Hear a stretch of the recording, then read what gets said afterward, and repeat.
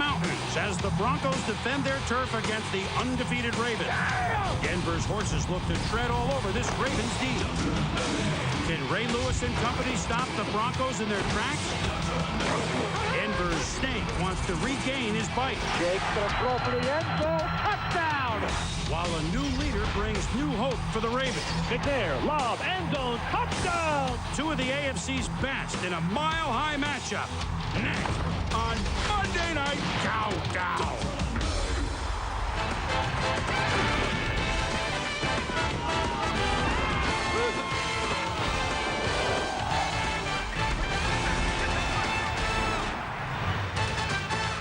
Monday Night Countdown is delivered by UPS.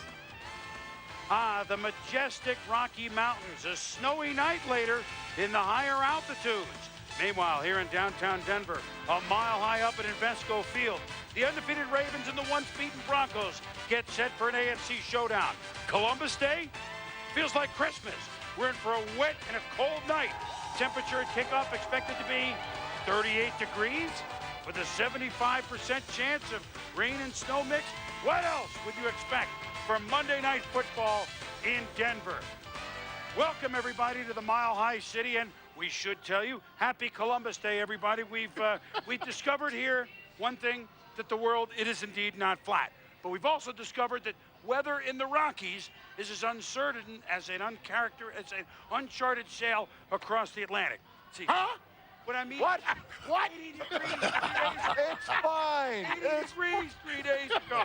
Here we are. I'm Chris Berman on Monday Night Countdown. Steve Young, we're in purple for the Rockies here, you and I. Let's make that clear. Yes. Michael Irvin, nice to see you out in the elements. And the house that Jack built. You remember number 57, Tom Jackson. 14 seasons, 191 games, third most ever played by a Denver Bronco. Broncos Ring of Honor in 92. 20 or more interceptions at linebacker. Welcome back home. Number 57, that would be Tom Jackson. Woo! Always nice to be back home. Always nice to be back home. You thrilled him here for years. We'll see if the... Well, I'm thrilled by them now. They got a pretty good linebacking core in place right now. Well, they do. So pretty good game tonight. Obviously, points going to be at a premium. Ravens 4-0. The Broncos coming well rested off the bye and the big win over New England. The last time we saw them, teams combined 6-1 going into tonight. So what do we have? First one to 21. Blackjack, is that what's going to happen? I tell you what I'm looking for tonight, Boom. For the Baltimore Ravens, and I've had them as my #1 team for quite a while now. It's a final proven ground for the Ravens. You go on the road and you shut out the Tampa Bay Buccaneers, and you come home and you play a tough San Diego Chargers team and you win in the last minute. Now, the test is, go in here and right here in Invesco Field and beat the Denver Broncos. Tom, I'm telling you, if they do that, it sends a message throughout this league that, hey, the Ravens are for real. Michael, I think you're right. You know, the Denver Broncos, the Baltimore Ravens, they only have one objective. That is get to and win the Super Bowl. And I'm watching Jake Plummer, who hosted the championship game for the Denver Broncos last year, playing a similar defense in the Baltimore Ravens, fast, quick, aggressive. I want to see how he handles that pressure because he's only got one more step really to take to get to where he wants to get, but it's going to be this kind of team that he's going to be playing against. And this AFC is wide open now, boys. I mean, with Cincinnati faltering last week, a couple weeks ago, New England not on the top of their game, Indianapolis tougher. Look, the bottom line is this could be a dress rehearsal for a championship game, right. Possibly. I'm looking tonight for a differentiating factor. Some of my eyeballs when I watch these two teams that tell me this team could go all the way to the Super Bowl. This is that kind of a game that is a statement. We have a couple of coaches here who have won Super Bowls. Obviously, Brian Billick won with Baltimore. Mike Shanahan back-to-back in the late 90s with the Broncos. Mike Shanahan would have an upper hand on most, but against the Ravens, he's 1-4. They've had trouble, and so maybe, as somebody said, see, the Ravens are the old Browns. They're getting their revenge from the Denver over From the Cleveland times we days. beat 'em. I don't know if that theory's going to work, but we'll see tonight. Hey, the Ravens are... here are some other storylines that we are tracking tonight. Ravens 4-0 for the first time in their brief franchise history. Steve McNair leading Baltimore in 2 straight fourth-quarter comebacks. And the Denver Broncos, first team since the 1942 Chicago Cardinals, Tom didn't play for them, not to allow a touchdown in the first 11 quarters. Now, each week we check in with both teams every 20 minutes, so with this Teams at 20 report on the visiting Ravens. Here is Susie Culber. Suze? Now, Chris, I'm going to use something that Mike Shanahan told us yesterday to illustrate just how valuable Steve McNair is. Shanahan said the way he evaluates his quarterbacks isn't by QB rating or stats. What he does is look at what a quarterback can do when his team is behind. Can he lead him back? And of course, everybody knows that Steve McNair is 2 for 2 in the last 2 weeks, leading his team back in the last couple minutes of a game. The key is, how do they get him to click from the start? Brian Billick told us yesterday that they haven't quite figured out what Steve McNair's game is yet. So what he did was he went back and looked at every one of Steve's passes over the last 3 years just to remind him what makes him most comfortable, what he's really good at. The bottom line is, it's just all so new still. It's like he's trying to learn a new language in just a few months, not quite fluent yet. Now for a report on the Broncos, let's go over to Michelle Tafoya. Well, Susie, once again, the Broncos have one of the better running attacks in the NFL. Their 150 yards per game ranks 3rd in the league, and they are led by third-year back Tatum Bell, whose 5.1 yards per carry is 6th best in the NFL. But for the first 2 games, Tatum Bell had to split time with undrafted rookie Mike Bell. Mike Shanahan made it clear to Tatum, if you want to be the primary guy, you have to do 2 things better. You have to break more tackles, and you have to get stronger as the game goes on. Well, Tatum Bell responded, and Shanahan now says he has, quote, matured into a pro. Well, Chris and guys, Tatum Bell still says he has a lot he wants to prove. He's got a great opportunity tonight against the league's top rushing defense, the Ravens, giving up just over 63 yards per game. All right, Michelle, Susie, thank you very much. Still to come, Jake Plummer. Can the Broncos win the whole deal with him behind center? John Lynch spinning his hits in this week's soundtracks. And Ray Lewis, a side you've never seen before. First, we come back. T.O.'s emotional and frustrating return to Philly. The fallout from the Cowboys' loss at the Link. That's coming up next.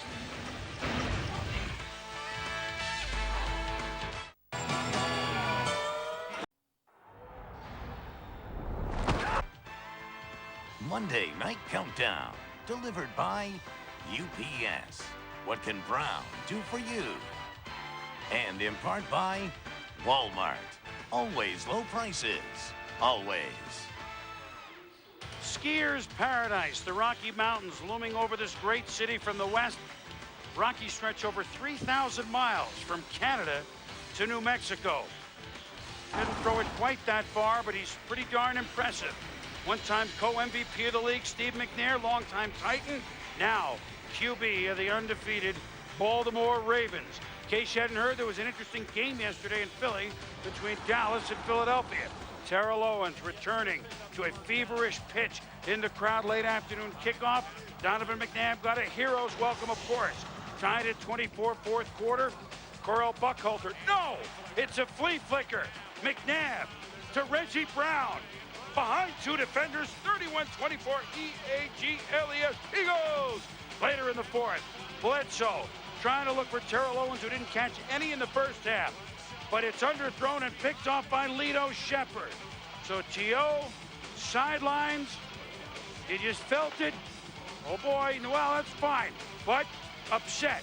But we still have a chance to tie the game. 38 seconds to go. Bledsoe looking for Owens. Back of the end zone, incomplete. Another look at the play. Osalio Hansen all over him. Good coverage on T.O. Didn't have a chance. And then Bledsoe is able to find T.O. with 32 seconds to go. The problem, L-I-T-O. Lito Shepherd. Whoa. One more for the road. The Lito Shuffle, 102 yards. Eagles, 38. Cowboys, 24. Philly with a game-and-a-half lead in the NFC East afterwards. Lito got the hero's welcome. Donovan, McNabb, Terrell Owens, among those in the corners talking afterwards. This is a total team game. You know, it's not, you know, T.O. versus Donovan. It's the Dallas Cowboys versus the Philadelphia Eagles. And if I wasn't playing in this game, I definitely would have been watching. Because, I mean, this is a game that you love to see. But, you know, 2 people just don't make a team. I mean, you know, I don't just complete the whole team here, and he doesn't complete the team there. You watched the game, didn't you? So who's pulling the trigger? Got the answer.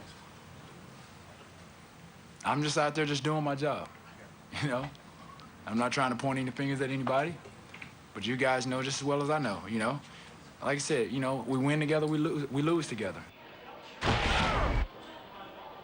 Well, certainly mercurial to say the least. So round one, Philadelphia, Donovan McNabb, 38-24. So now what?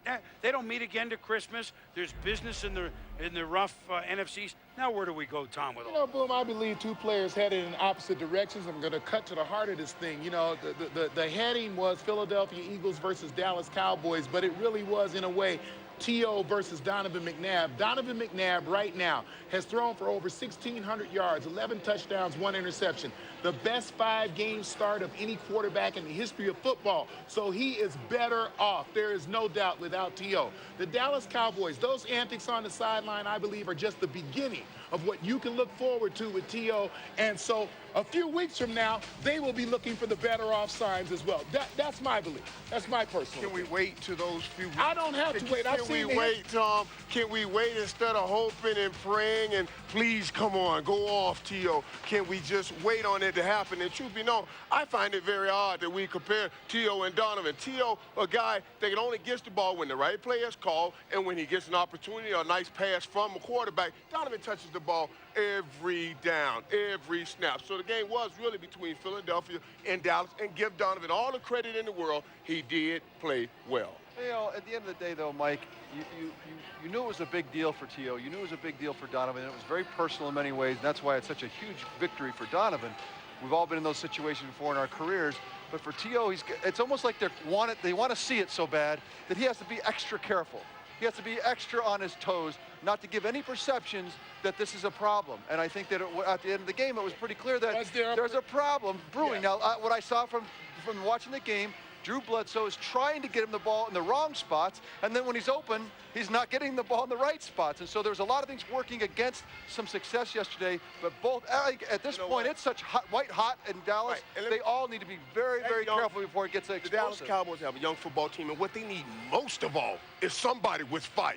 The problem is, T.O.'s the only person with fire, and he says, and he's right, he can't show any of that because no matter what he does, honestly, guys, we take it and run with it just like that. We don't. That has happened a million times on the sideline. Yeah, I just don't think that in the midst of that kind of game that you can go start seeking out. I'm going to seek out the offensive line. You don't think the offensive coach can? The line coach can seek them out. It gave up 7 sacks. Somebody needed to say something. I think they should be better as well. Somebody should have said something. You getting up 7 sacks? It shouldn't be T.O. T.O. should let it go. Let it go. How can you lead a football team? How can you not be able to go up to somebody and say, hey, give this man time to throw the ball? It's crazy. And well, hey, he can't do that. It's wrong, guys. I don't care how we chalk it up. It's wrong from this. Be careful. We said at the beginning of Sunday Countdown the first week. I just think it's all going to get squeezed into one season. Be careful. Now, maybe it's helpful, and Houston will disagree with this, that Dallas plays Houston next week. On paper, a game for them to get back on track. On paper, Philly goes into a hotbed in New Orleans, a game for them to get, theoretically, off track. So we'll see if that aids and abets both situations. Now, all eyes were on T.O., but the game was a tale of 2 quarterbacks. Bledsoe completing yesterday only 47% of his passes, sacked 7 times, 3 picks. He lost the fumble. McNabb, 2 touchdowns, no picks, 354 yards. Yes, he threw the ball.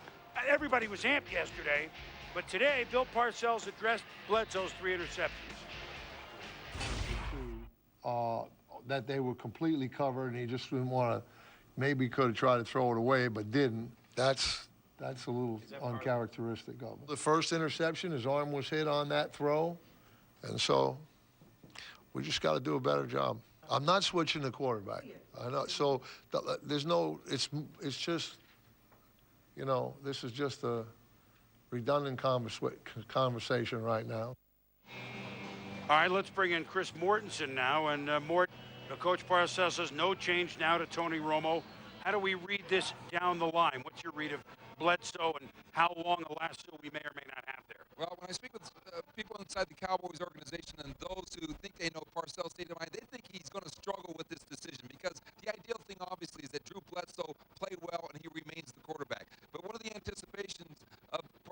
season this year is that they might struggle protecting Drew Bledsoe. And in the big games, when you're on the road in Philadelphia, in Washington, in New York, you're going to have that crowd noise. You're going to have breakdown of protection. And can Bledsoe overcome those things? The answer is probably not. So I really believe there's going to be a decision to go with Romo at some point in the season. It's just not right now.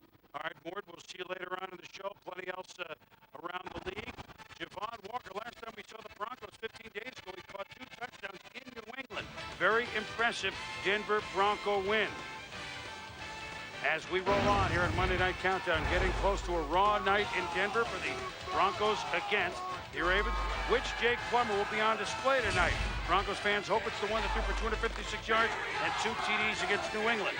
Can a dominant Denver D shut down Steve McNair and the Ravens? We'll be back. Back to Monday Night Countdown, delivered by UPS.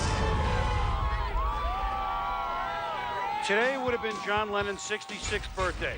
This music icon is also part of Monday Night Football history. Back in 1974, he appeared in the booth with Howard Cosell. 6 years later, on December 8, 1980, it was Cosell who broke the news of his shocking death to the nation. An unspeakable tragedy confirmed to us by ABC News in New York City. John Lennon, outside of his apartment building, shot twice in the back, rushed to Roosevelt Hospital, dead on arrival. It was a night none of us will ever forget, of course. Lennon's fans mark the anniversary every year in Central Park's renamed Strawberry Fields. Down on the field here at Invesco, Al Wilson, one of those outstanding linebackers for the Denver Broncos. Speed all over the place. We'll see them roam sideline to sideline. Now for another Teams at 20 report, here's Lisa Salters with the Broncos. Well, Boomer, coming back from major reconstructive knee surgery, Javon Walker has become Jake Plummer's go-to guy so far through 3 games this season. Walker has 11 receptions for 250 yards, averaging 22.7 yards a catch. He's also about 20 pounds lighter from the days when he was playing in Green Bay.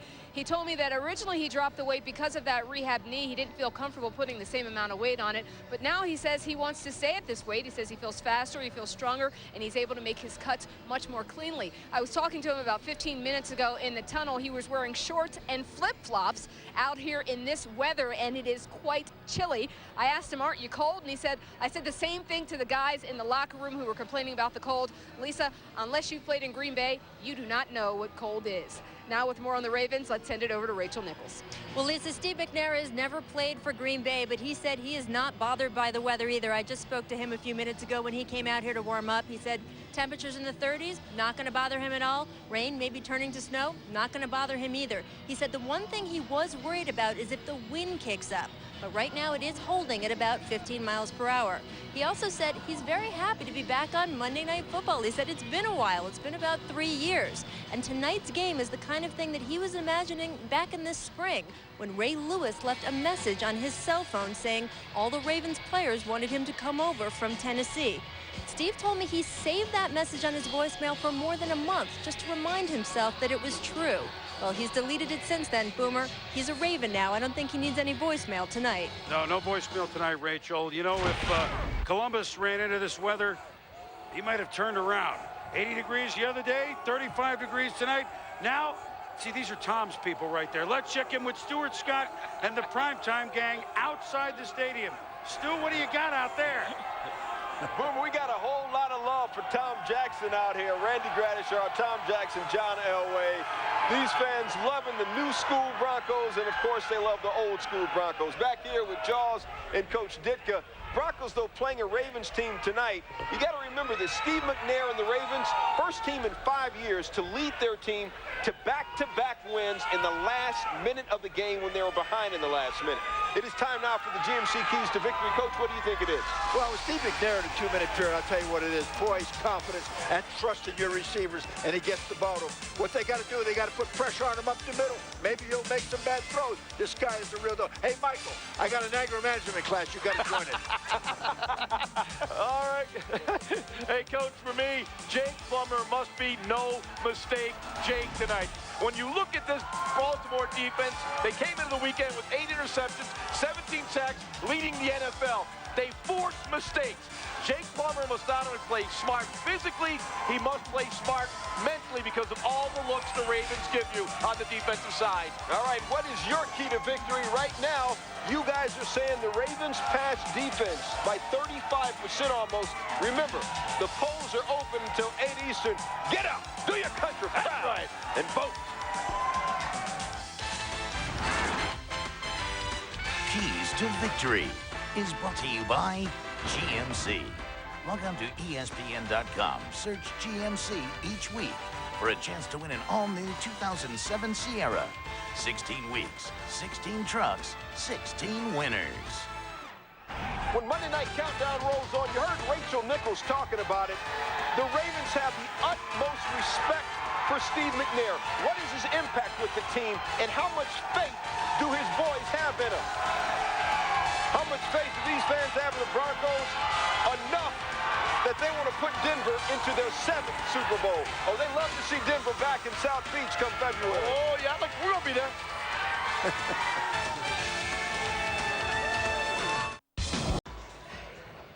All right, Matt, thank you. And Fitzgerald catching a touchdown early on for Matt Lyon. Hey, Jake Plummer, he does it all. He holds for Jason Elam. Steve, you ever hold? Look at his left hand on the ball. That tells you all you need to know. I'm not going to leave my left hand, my throwing hand, near the ball, Boomer.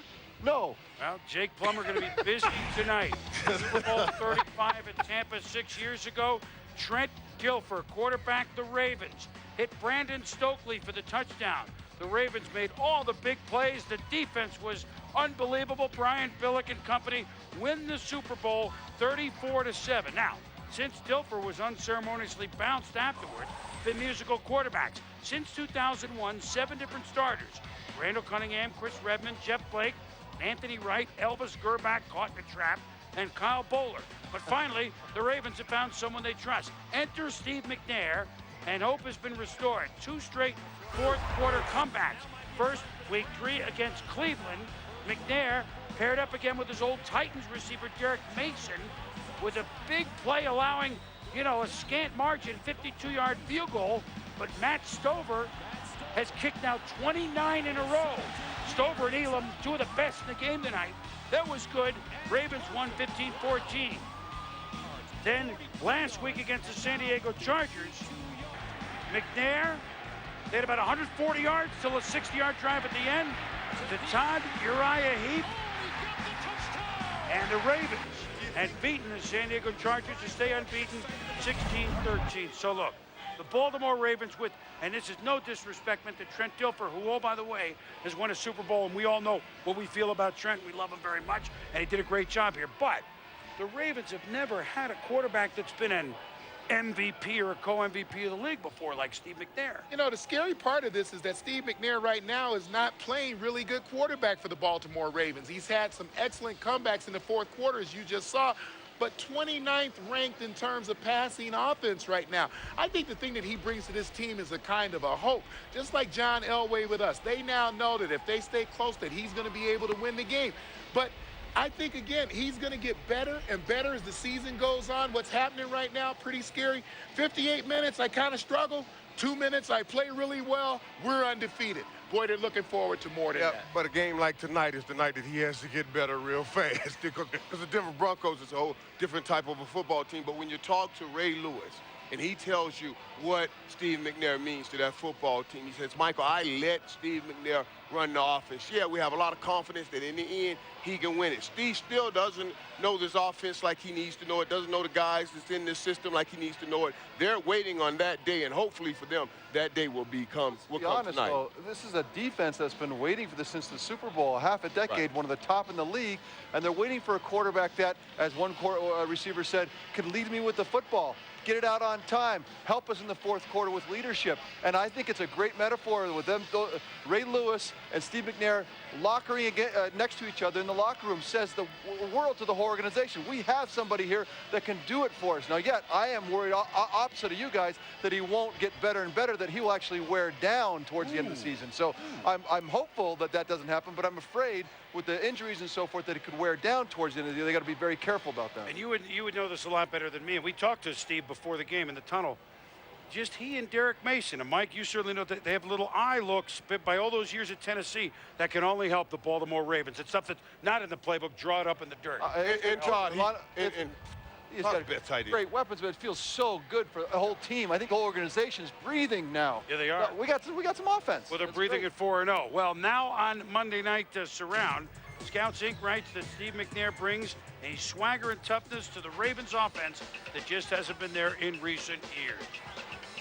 The tenacity of the Ravens defense has never been questioned, obviously. And on the day that we honor Christopher Columbus and his great discovery, I'm not giving credit to some of the defensive discoveries of Ravens personnel whiz Ozzie Newsome. Ozzie practically sailed the Nina Pinta and Santa Maria to build this dominant defense. Only one top 10 draft pick. That was Chris McAllister back in 1999.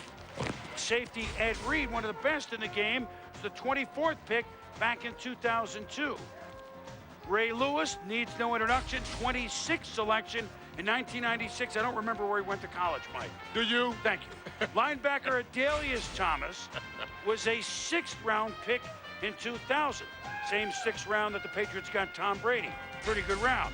And linebacker Bart Scott wasn't even drafted, signed as a rookie free agent in 02. Defensive MVP of this league right now is Bart Scott. He's been playing awesome football.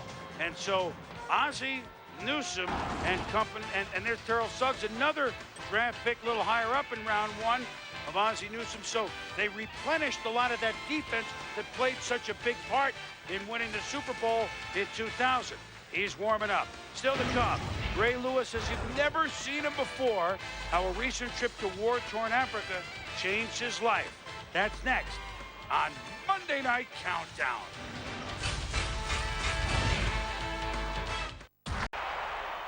Grab some extra oxygen. We're going mile high in this edition of Local Legends. Denver's the sports home to a Larry and a Mo. Sorry, we're still waiting for a Curly. In this, the land of John Denver's Rocky Mountain High, Patrick Waugh led the Avalanche to a pair of Lord Stanleys, a place where Ralphie the Buffalo roams a stone's throw away in Boulder. Sure, baseball's been a bit rocky since a lone playoff appearance in 1995, but this city, the birthplace of comedian Tim Allen and the swashbuckling Douglas Fairbanks, is a football town. In 1960, the Broncos won the first ever AFL game. And who can forget the Orange Crush defense? Spearheaded by it, you might remember him, Tiny Tom Jackson. His 191 games, 3rd all-time in team history. Then, of course, there was that first pick in the 1983 draft. Picked by Baltimore, shipped to Denver, John Elway gave this city 16 seasons, 5 Super Bowl appearances, and 2 championships. Now, that's rarefied air.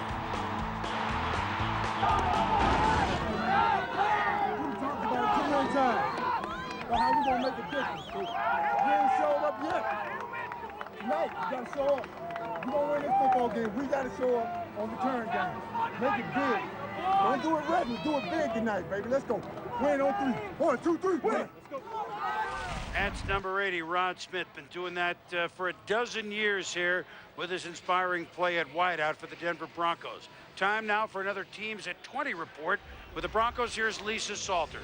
Well, Boomer, the Broncos defense has given up just 1 touchdown so far through 3 games this season, but their defensive style much more conservative than the one they played with last season. I talked to linebacker Al Wilson about it, and he said, without a doubt, we have definitely simplified things. Wilson said, we went back and looked at the tapes of the games last season, and we realized that a lot of the mistakes that we were making on defense were because guys weren't allowed to fly around like we can. He said, yeah, we may not be blitzing as much as we did last year, but we're a talented group of guys, and when you free us up, we can make things happen. I also asked Wilson if he was tired of hearing about how good the Ravens defense is, and he said, look, they've got a great group of guys over there, but so do we. And he says it's up to us to prove tonight who the better defense is.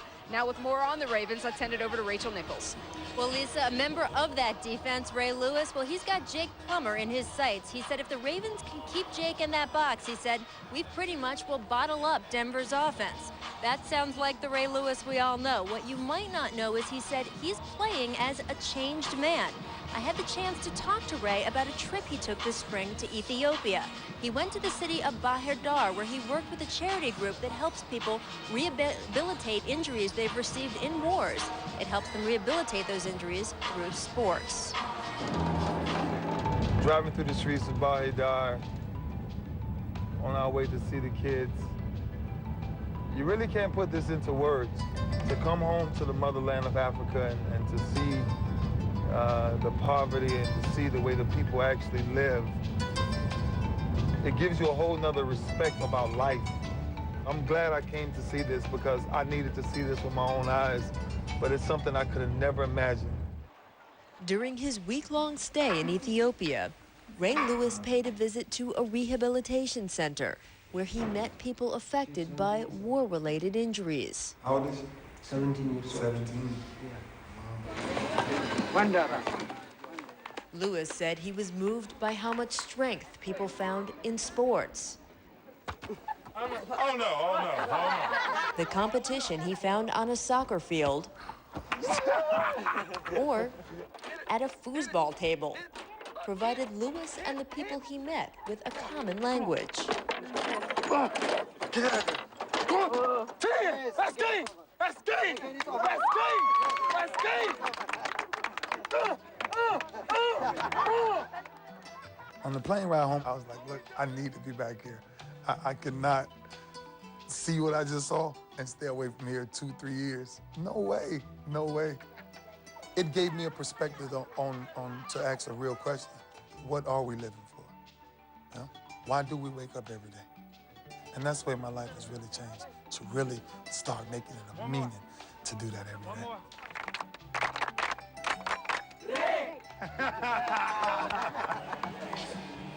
Now, Ray still emails with some of the people he met over there, and he said there's one person's house where they can watch his games if they're nationally televised. So he said they're very excited. We're on Monday Night Football tonight. Guys, we're going to have some extra viewers. That's great, Rachel. Thank you very much. And Ray Lewis, certainly inspirational, always on the field. He got a different form of inspiration.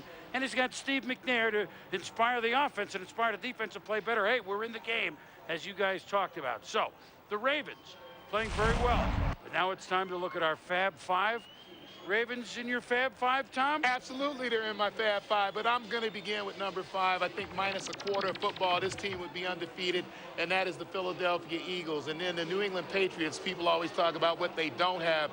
As long as they have number 12 standing up, they got a pretty good chance to win every game they play. And then the Denver Broncos at number 3, I think pending tonight, I want to really see them against a top quality football team like the Baltimore Ravens, who are ranked at number 2 for me, and I finally got it.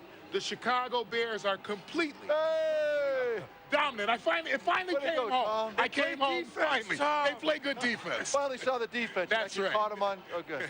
Can I start mine? Go ahead. Yes. Okay, and I want to start mine with the San Diego Chargers because watching Phillip Rivers come of age, this team with that defense can go somewhere. And Tom, you said it, number 4 is New England because like you said, as long as number 12 is upright, they have a chance to win some football games. But I still have Indianapolis in there. Even after a poor showing yesterday, I got them at 3. Number 2, I got there your boys go, the Chicago Bears. But my number 1 team is the team that's on the field tonight, and that's the Baltimore Ravens. You better hope they win tonight. I just told you they're my number 1. Look, the reason why I do Fab 5 last is because I'm the one that's going to make sense out of it all. The Indianapolis Colts are the 5th best team in the league right now. You saw it yesterday. They're getting it done, but it's on the edge. The Baltimore Ravens still, until later tonight, they're the 4th best team in the league. San Diego Chargers, with what they did yesterday, very impressive on against Pittsburgh. They're the 3rd best team in the league. And then, lo and behold, we got 2 NFC teams at the top. The Philadelphia Eagles and the the AFC's dominated for 15 years. That run might be over with the Philadelphia Eagles number 2 and the Chicago Bears. I don't know what to say, Boomer. You watch them and you just say, I believe. Then the Ravens just beat the Chargers last week. Chicago Bears, I believe. Well, Marty sat on that one. You know what? My Fab 1 in the Bay Area, 49. Oh, you didn't ask me that. the Fab 1, Bay Area. I had to get it in.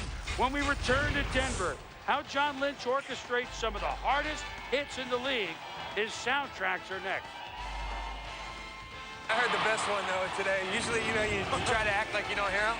And I heard, hey, Lynch. I said, I just was waiting. And I didn't look. He goes, Your wife's hot.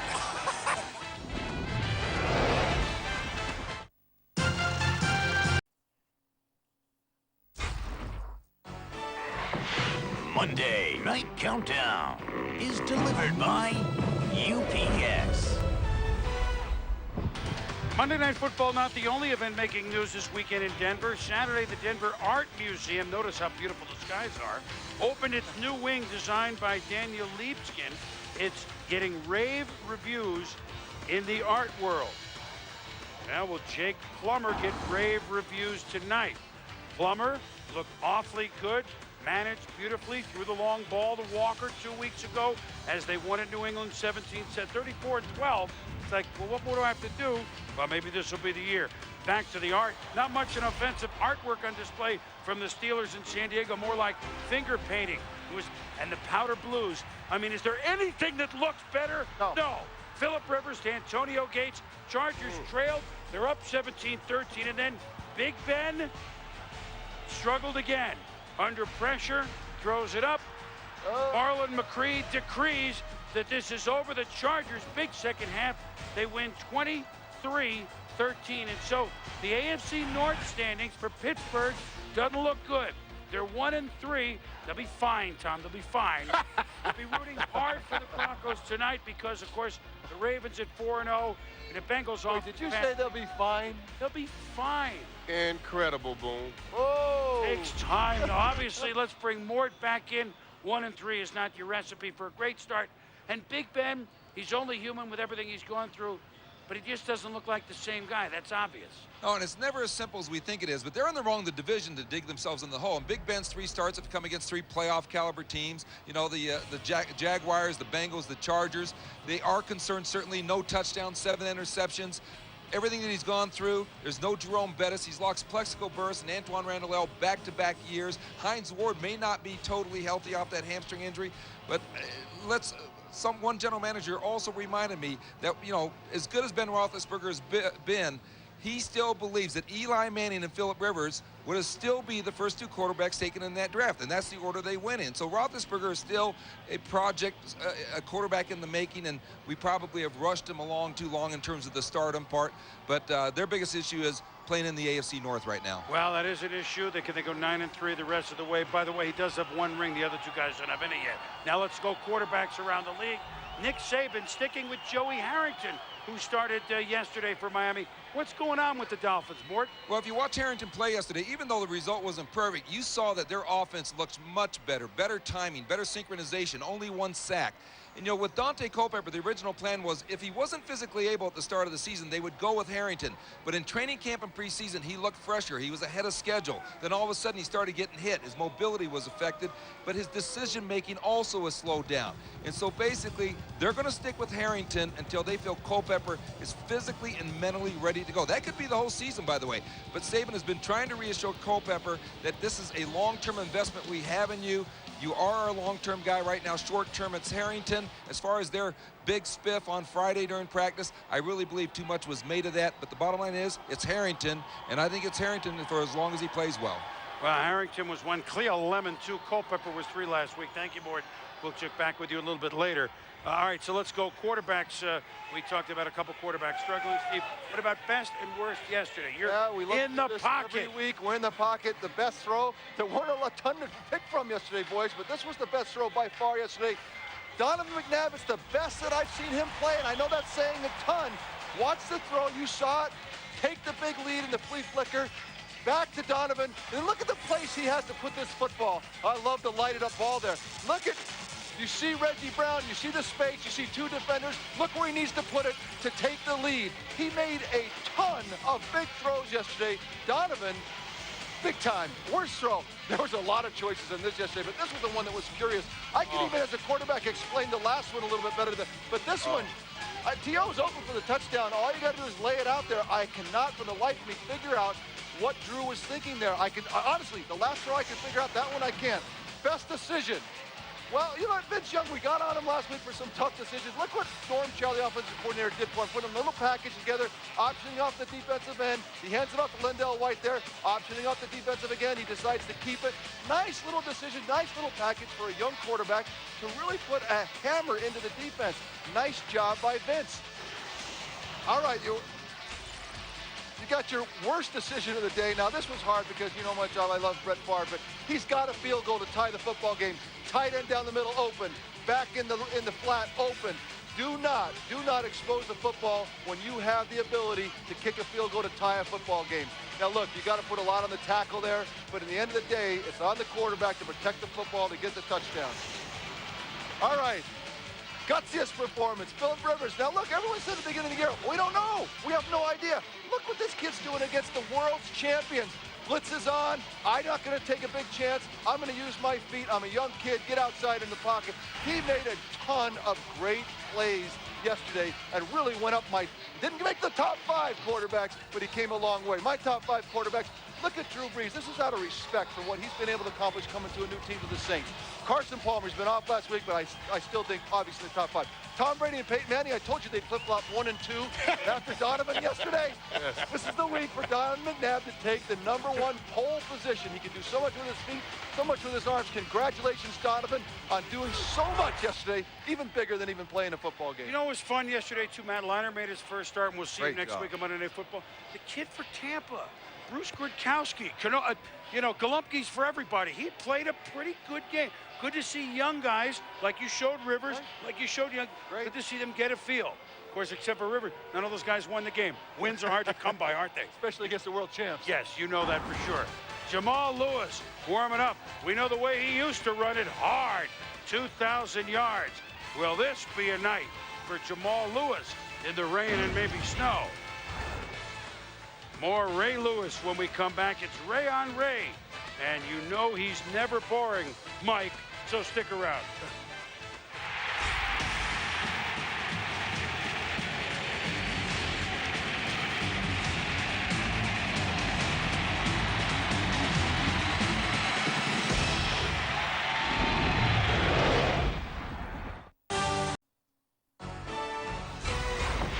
Welcome back to Monday Night Countdown, delivered by UPS.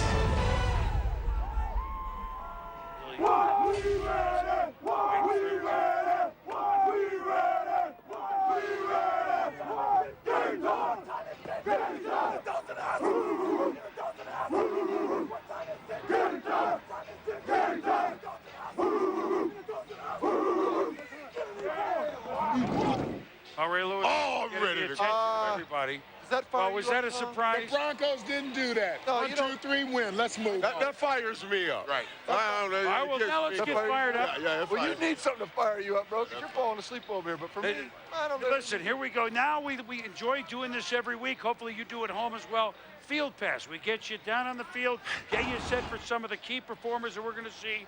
And let's start with Denver, and that would be Jake Plummer, number 16. Hey, he's won most all the time, Steve. Over 34-12. Put that in. Would you like a guy that would go 34-12 in your home city right now? Jake Plummer is a winning quarterback. But Jake needs to do those 12 losses. You know, he needs to do something to win football games more often. When the Broncos play well, he plays well. But when the Broncos don't play well, it seems like he leads that charge as well. Jake Plummer, to me, needs to get out in front of the football team and follow me, guys. I'll take you to the promised land. That's the thing I want to see from Jake starting tonight in a big ball game. Well, Steve McNair, we've talked about him tonight, and the thing that always stuck out with us with Tennessee is that, you know, he matches in toughness, Mike, a lot of the toughness that the Ravens defense have. Nobody hangs in there tougher in the pocket. You're absolutely right, Boom, and it's amazing because he's so tough. And you talked to Todd Heap before the game. He talks about how quiet he is and how he's a calming influence in the huddle. When everybody else is going crazy, he comes in the huddle real calmly and he makes the play on the call. And that's what they love about Steve McNair. Mike, football is so self-fulfilling in many ways. Everyone believes that Steve is that guy. He becomes that guy, and they have someone to look to. So having the experience for the dearth of quarterback that they've had for so long, it has been such a breath of fresh air for this football team. And you'll watch it tonight. You'll see this offense. Really, you'll see how they feel about themselves when they watch them play. This is not exactly breaking news, but Denver likes to run the ball. I think if number 57 Tom Jackson was a running back, you would have had 1,200 yards way back in the day. Tatum Bell, what does he bring that's unique to run the ball? Well, the thing that he brings is that speed and quickness. He brings that one cut that they want to see and then get downhill. I think he does a great job of that. I think that Coach Shanahan wanted to see the toughness from him, the fact that he was a guy who could carry the load. Therefore, the question between he and Mike Bell. He got the 27 carries a couple of weeks ago against the New England Patriots. They have now settled on their feature back, and it's going to be Tatum Bell as long as he continues to run hard. And, of course, Tatum Bell and that line of the Broncos must know at all times where Ray Lewis is going to be, and just inspiration. Hey, Ray may not be, well, he was the best, right? You know, Ray Lewis is pretty darn good, Tom. He is as good a middle linebacker as has ever played this game. When I talked to Ray, Ray says, I want to be the greatest middle linebacker in the history of football. And that's the thing that drives him. He is driven to be the best all the time. He's not only a great player, he's a pretty good GM too, because he advised this team, get some big guys in front of me, and you will make me the old Ray Lewis. They did it, and we are seeing the old Ray Lewis. Great leader, Tom. You're absolutely right. Well, they also knew that they needed a deep threat here. Javon Walker in Denver, and of course he provided that. You saw him a couple of weeks ago when he wanted to get out of Green Bay. All the teams are trying to fly him around draft time, Mike, but Denver signed him. Yeah, Denver signed him, and I tell you, Boom, I watched this guy, and he kind of called me once a month as he rehabbed this offseason, rehabbed that knee, and every month he'll be saying, man, I'm ready. I'm going to be ready. So to see him go through this